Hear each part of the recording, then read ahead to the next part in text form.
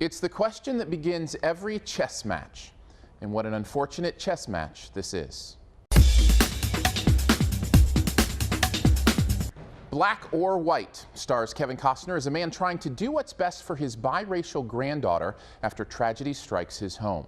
However, finding what's right becomes complicated when the racial divide between her two family groups rears its ugly head in a fight for whose family she should live with. It's a movie that doesn't shy away from the complexities and depth of race relations in modern America, and it certainly seems to have a lot to say. But does it say it in a way that works as a well-told story? Well, for the most part, I think so. First off, Costner's great in this. I haven't necessarily been a huge Costner fan through his expansive career. Overall, he strikes me as a mediocre actor, bolstered by a truly charismatic presence. Sure, he has a moment here or there, but he's one of those guys who I never really see fully disappear into a role. Yet here, I truly bought him as this struggling man. Sure, it's still that Costner charm, but he's going to some places I really didn't realize he had in him.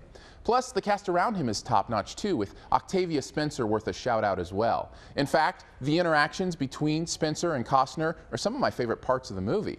The movie also gets major points for me from being willing to go to some very raw and real subject matter about race relations in America. It doesn't just scratch the surface on this stuff. It wants to dig deep into uncomfortable but necessary territory in a way that should really stir some thoughts and discussions among the audience. And not just with race either. The movie touches on family, alcoholism, grief, and the difficulty of change, and all while serving the story and characters here.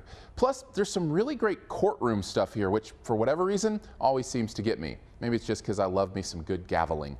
And yet, for everything that works in this movie, and a lot of it does, I still came away a bit disappointed by the end product. It's one of those strange pieces of art where the whole just doesn't seem to live up to the sum of its parts. Now, if I had to put my finger on it, I think the movie, though willing to go to the hard questions, never seems to want to come up with any hard answers. It's almost a sleight of hand trick to finesse the audience into a feel-good ending without really dealing with the true life ramifications of the moments of the story. In many ways, it's a fortune cookie movie where the wisdom seems profound, but it's too broad and oversimplified to really make much of a difference. Overall, Black or White is a well-made film with some great performances that is willing to explore some of the most difficult aspects to race relations in America. If only it had found a way to land its story with a bit more conviction and a bit less fluff, it might have found its way to understanding with more than a B. Thanks for checking out this Your Movie Friend review. Stay tuned for this review's best ever challenge here in a bit. First, I want to throw some stuff up over here that you can click on. If you'd like to subscribe, which I very much appreciate, you can do that by clicking the big gray subscribe button. If you want to see more, well, Project Almanac is also out this week, so you can check that out. And I should have reviews of Most Violent Year and The Loft at yourmoviefriend.com, which you can go to by clicking the logo that's right up here. That's also, by the way, where you can find a searchable database of these reviews, as well as the written text of these videos.